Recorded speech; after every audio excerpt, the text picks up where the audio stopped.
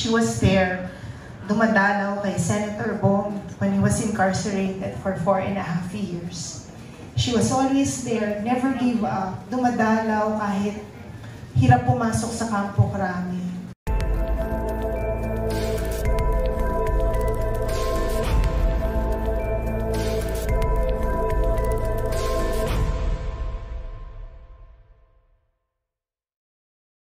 Marami tayong nandito ngayong gabi na malaki ang utang na loob kay Manay Ethel at isa po ako doon.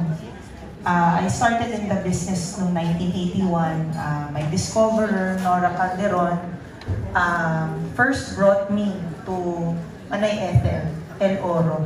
At that time I was 13. Sabi ko, bakit kaya ako dinala dito kay Manay Ethel?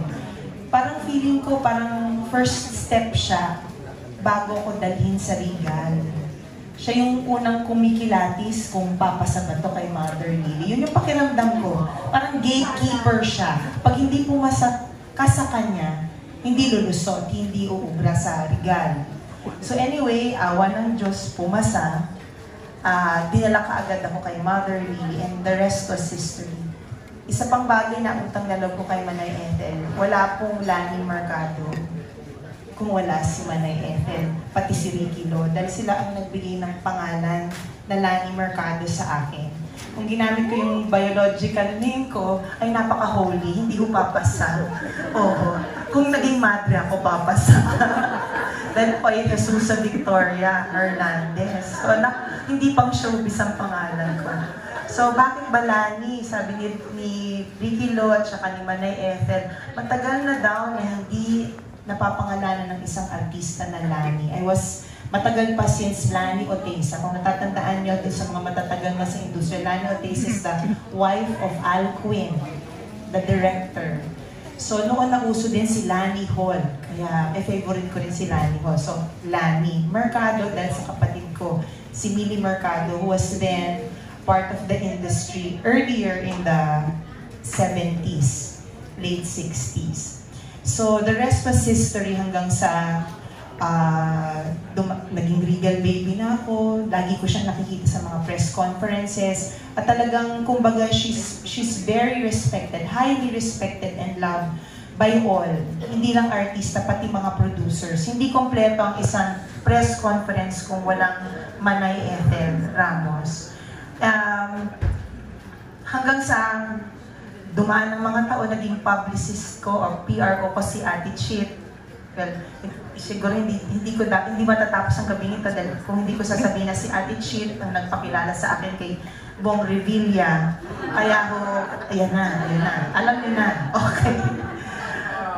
So, fast forward tayo.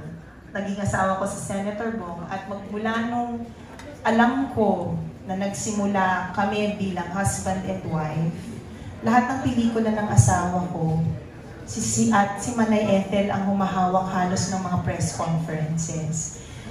Utang na loob ni Senator Bong Revilla, ang kasikatan niya, lalo na nagsisimula siya, magpahanggang ngayon, dahil kay Manay Ethel. At sa marami pang iba, nandyan si Nay Lolit, nandyan si Ate Chit, marami pa, at halos lahat ng nasa industriya na nandito.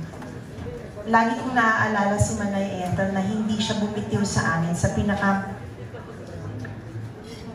pinakamababang sandali ng buhay namin. She was there, dumadalaw kay Senator Bong when he was incarcerated for 4.5 years.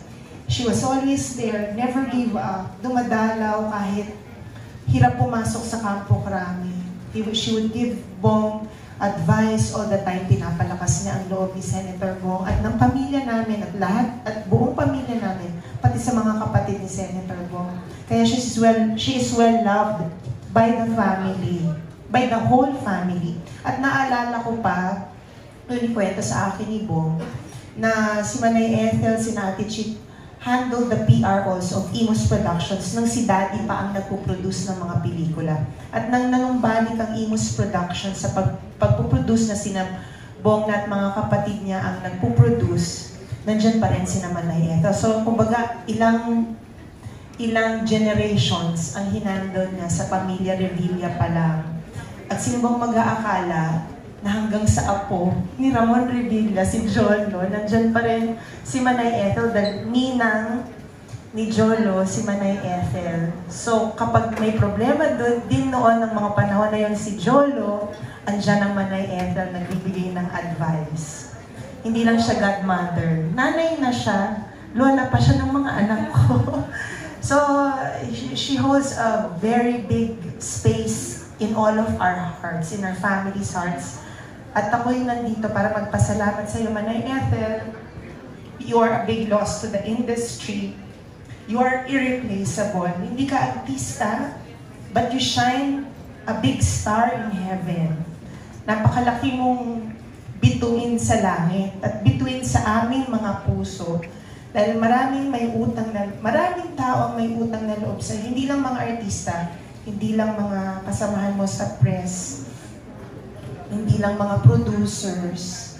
I'm sure malaki ang utang na loob din ng mga mahal mo sa buhay. Si Ate Len, si Ate Chit, magpamangkin mo, iba ang marka na iniiwan mo sa amin. So, I know you are in a better place, masaya ka ngayon, at all your prayers paid off. Pray for us when you are there in heaven.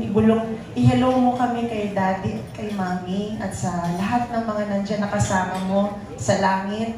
I'm sure nagpe-press conference na rin kayo dyan, kasama sina FPJ, sina Susan Roses, at kung sino-sino pa, si Daddy Dolphy, at marami pang iba. Please pray for us.